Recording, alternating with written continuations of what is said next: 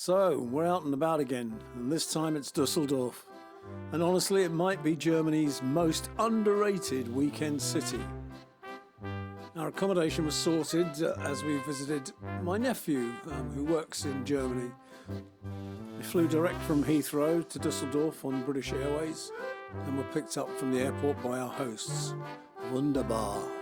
So what could we cram in during a 48-hour stay?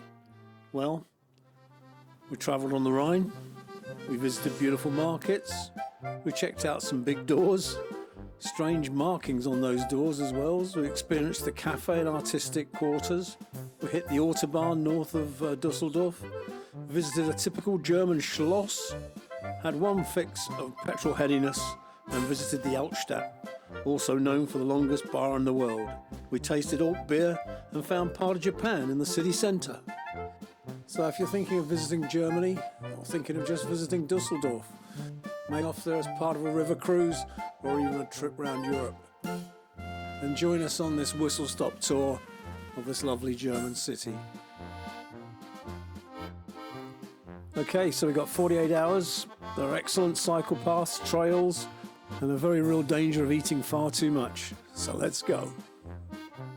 So one of the first things you notice about Dusseldorf is just how cyclable it is. The paths right along the River Rhine. In fact, I think you can cycle all the way to Holland from here, straight down the river, through peaceful woodland parks, and crucially, nowhere near traffic. This is the kind of cycling where you accidentally do exercise and enjoy it. This is cycling for people who don't own Lycra or commitment. So after all that cycling, it's time to put your feet up and go for a cruise. And what better place to do it than down the Rhine? And take a short little trip from where we were staying just down to the Altstadt of Dusseldorf. As I'm sure you know, the Rhine is the backbone of Germany. It's the second largest river in Western Europe after the Danube, and is 760 miles long and travels through 6 countries. So you see an awful lot of commercial boats and barges as well as pleasure boats.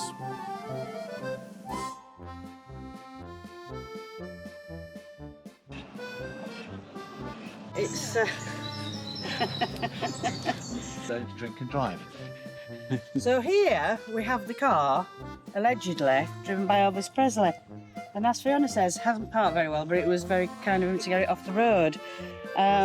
It's a Cadillac Fleetwood, so some of you might know what that is. I don't, and obviously it's quite rusty now. I don't think it's going to start. I don't think we could get in there and start the engine again. But whether it was Elvis's or not, who knows. However, we're going to believe it is, because it's quite a nice fun fact. Exactly. So wandering around Dusseldorf, especially the older part of the city, is absolutely delightful, very relaxed. There's lots of old monuments, fortified castles, and everywhere you go there are lovely bronze statues commemorating parts of the history of Dusseldorf. Well worth a wander around the old town.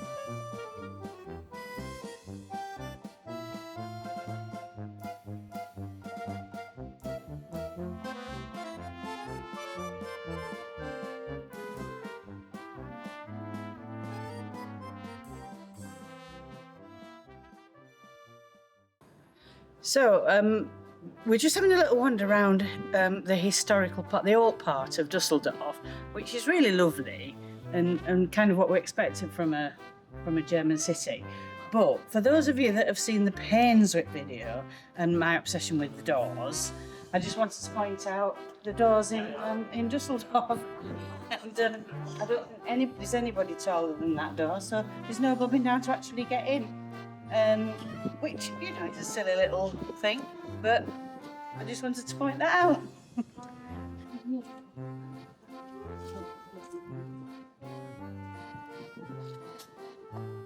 So what's this all about then, Fiona? So, to explain, the year is 22, 23, 24, 25.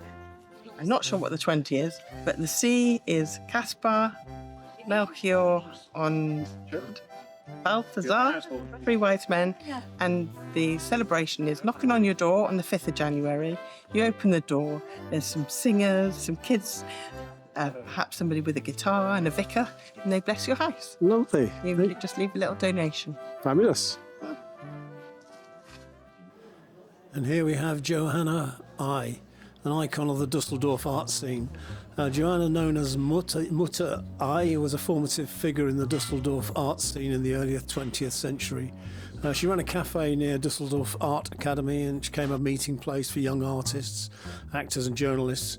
And she helped many of these by selling their art. She also is known for her generosity and commitment, often lending money to young artists to find recognition.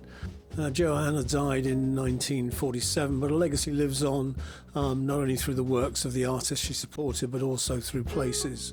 This cafe here is in her memory, and there's a 2.5 metre high bronze statue just outside. I believe every good city should have a good market, and Dusseldorf is no different from most good cities. The Karlsplatz market is quite magnificent, and it's a great place to go and grab something to eat. If not, just walk around all the beautiful things you see on display, and the smells are lovely as well.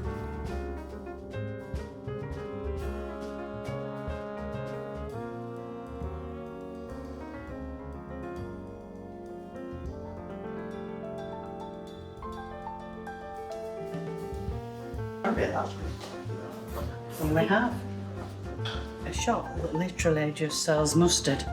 A mustard shop. That's all it sells, mustard. Can you believe it? Loads of different, you can taste them here. Local mustard. Local mustard. And when in Dusseldorf, one drinks Alt beer. It's dark, malty, and arrives whether you ask for it or not. At the Uriger Brewery, lunch here is hearty, comforting, and perfectly designed to convince you that beer is a food group. And Dusseldorf is full of surprises. You turn a corner and you're in Japan. The city has one of the best Japanese food scenes in Europe. Little Tokyo is packed with ramen bars and queues that tell you you're in the right place.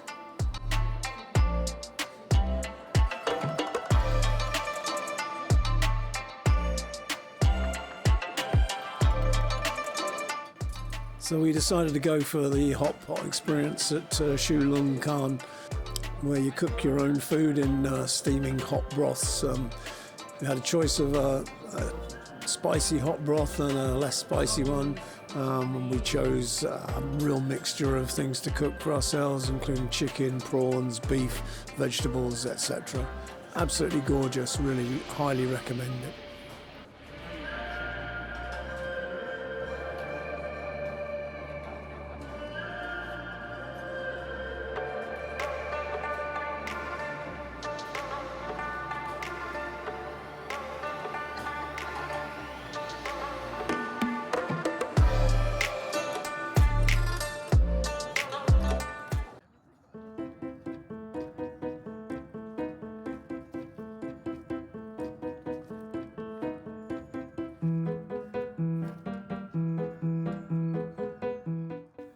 So it was good that after all the food that we ate and the beer that we drank, that there were plenty of nice walks and parks to go out around Dusseldorf.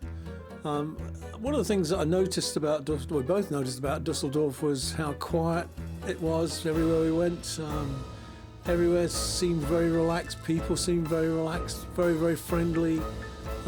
Yeah, it's a lovely part of Germany, and the parklands around, easy walking, whatever the weather. Absolutely fantastic place to just go out and wander and enjoy yourself.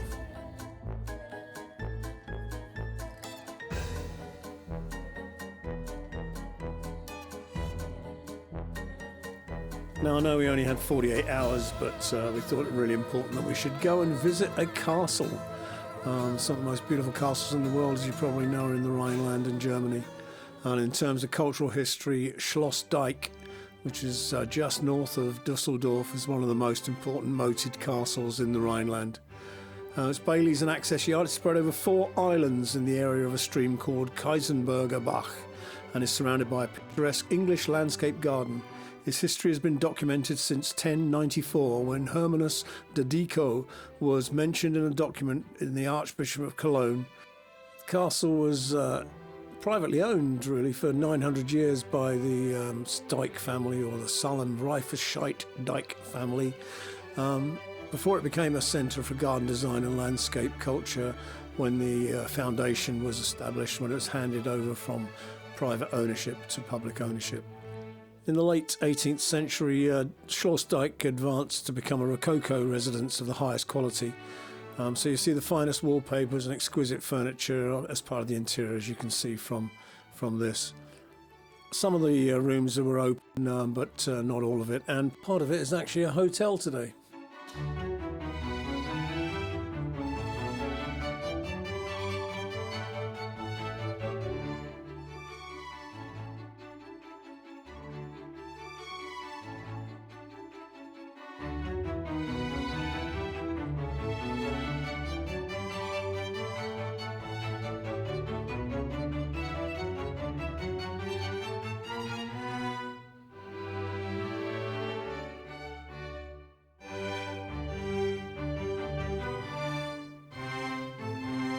And Kim just cannot resist a board game.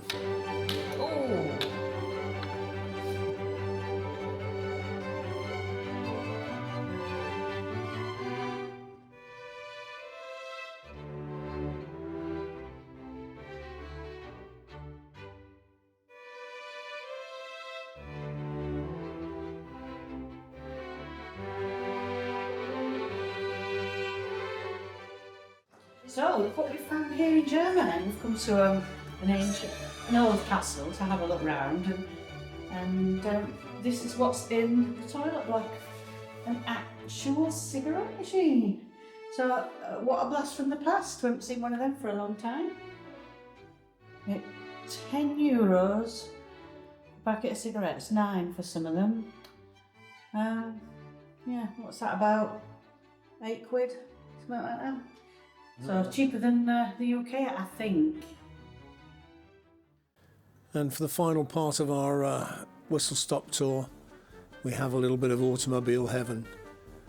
In a listed and lovingly restored roundhouse, former locomotive shed, you find the classic Remise, Dusseldorf. Completely weird place. It's workshops and service companies for classic cars and collectors' vehicles. There's dealers for classic vehicles, suppliers of spare parts and accessories, automotive literature, classic clothing, model cars, accessories, service providers, as well as sophisticated gastronomy, all in one place in this historic industrial architecture. Great place to just walk around. You'll see cars here like you've never seen before. The current owners acquired the shed from Deutsches Bahn in 2005, and the restoration and conversion was carried out and opened in 2006. Definitely worth a visit if you like cars. Well, I've got to say that we were both surprised what a lovely place Dusseldorf is, and yeah, we'd highly recommend it to anybody who's never been before. Well worth it. We only touched the surface really, but we only had 48 hours, so if you liked it, then thank you very much for watching to the end of this video, and please like and subscribe and join us on our next trip.